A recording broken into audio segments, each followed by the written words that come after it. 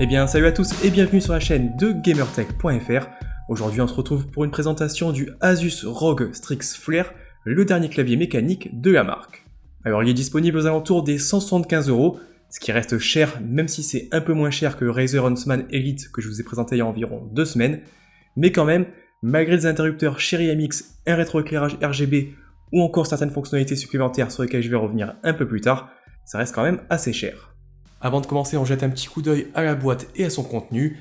À l'intérieur, on va retrouver donc le clavier, on va avoir un repose-poignet, une petite plaque translucide sur laquelle je vais revenir un peu plus tard, et on aura ensuite un petit guide d'utilisation et des autocollants aux couleurs de la marque.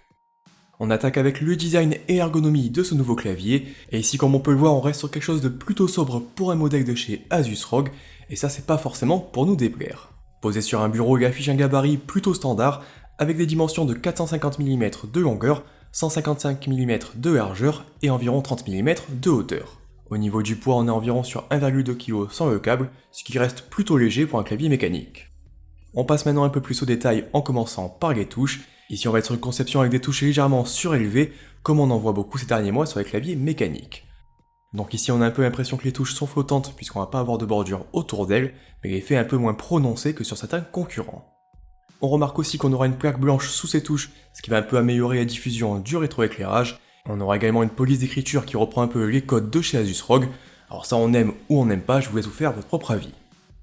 Au niveau de la configuration du clavier, on va pas avoir de véritables touches supplémentaires par exemple pour ces macros, mais on aura quelques boutons additionnels et une molette, évidemment pour pouvoir gérer facilement le volume sonore, passer d'une piste à l'autre ou encore ajuster l'intensité du rétroéclairage.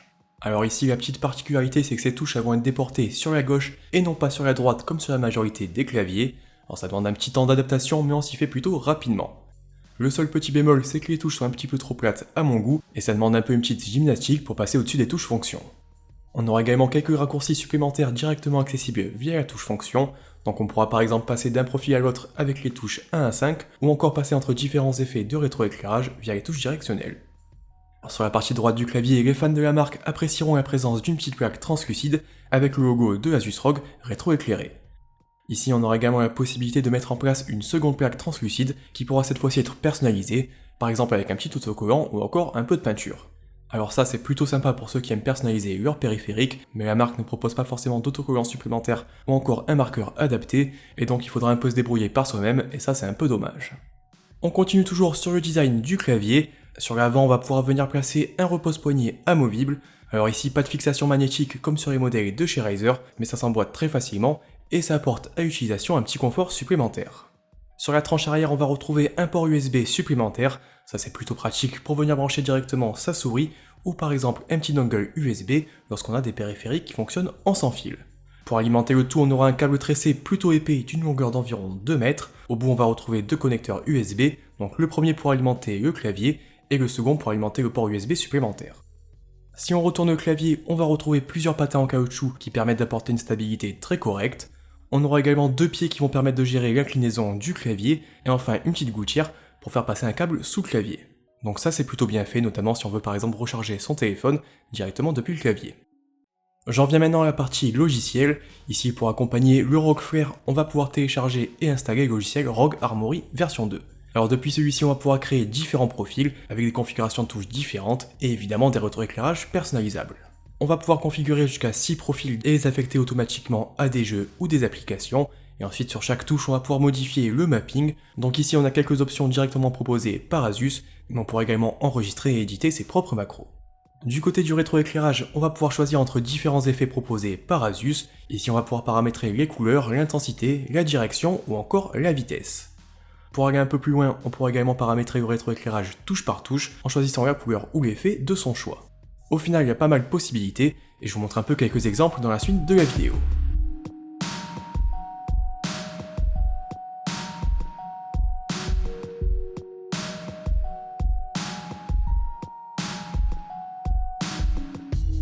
Comme vous pouvez le voir, le rendu est plutôt sympa et en plus on aura sur le côté des bandes de rétroéclairage pour encore un peu plus diffuser ses lumières. Notez qu'il est également possible de synchroniser les effets avec d'autres périphériques ou composants de la marque. Alors ici j'ai seulement pu essayer avec un autre casque, le Fusion 700 que je vais vous présenter prochainement, et ça n'a pas forcément fonctionné.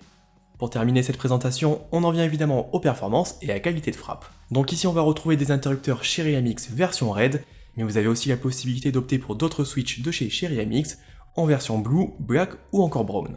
Donc en ce qui nous concerne aujourd'hui, je rappelle que les interrupteurs Cherry MX Red, c'est des interrupteurs mécaniques et linéaires. Ils nécessitent une force d'activation à 45 grammes avec une distance d'activation à 2 mm pour une course totale de 4 mm. À l'utilisation, ils sont généralement bien appréciés par les joueurs, notamment grâce à une frappe plutôt rapide et une utilisation entre guillemets silencieuse pour les interrupteurs mécaniques. Comme d'habitude, je vous fais d'ailleurs une petite démonstration.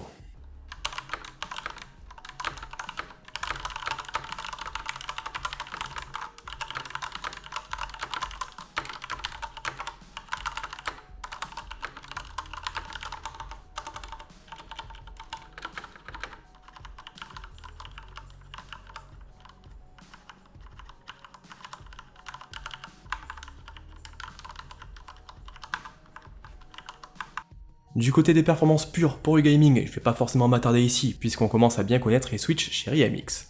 J'ai quand même testé tout ça sur différents jeux et notamment des FPS, et concrètement pas grand chose à redire. Les frappes s'enchaînent avec rapidité et précision, et globalement le clavier se montre très confortable à l'utilisation. Également le fait de pouvoir remapper certaines touches pourra se montrer intéressant en fonction des jeux auxquels vous avez l'habitude de jouer. Donc voilà un peu pour cette présentation de ce nouveau clavier de chez Asus ROG. Je pense que j'ai un peu fait le tour, mais comme d'habitude, si vous avez des questions, n'hésitez pas à les poster dans les commentaires. Donc globalement, c'est un très bon clavier, rien à redire, ça fonctionne bien, les interrupteurs Cherry MX font le taf, et il y a pas mal de fonctionnalités avec notamment du RGB ou encore un port USB supplémentaire, mais reste encore la question du prix, puisqu'avec un tarif d'environ 175€, ça reste plus cher que les meilleurs modèles de chez Corsair par exemple, ou encore Logitech. Donc concrètement, je le recommande seulement si vous avez d'autres périphériques de chez Asus ROG et que vous voulez un peu faire un setup au complet, mais si vous disposez d'un budget un peu plus serré, vous pouvez par exemple vous orienter vers un Corsair K70 avec des interrupteurs Cherry MX Speed par exemple, qui sont pas disponibles ici, et encore moins cher vous avez le Logitech GK113, alors ici vous n'allez pas avoir de rétroéclairage, mais vous conservez des interrupteurs mécaniques qui marchent très bien pour moins de 100€. Avant de terminer, n'oubliez pas de mettre un petit pouce bleu si la vidéo vous a plu, ou un petit pouce vers le bas si la vidéo vous a pas plu, et laissez à ce moment-là un avis dans les commentaires, et surtout n'oubliez pas de vous abonner à la chaîne de GamerTech pour ne pas rater notre prochaine vidéo. Allez, à la prochaine!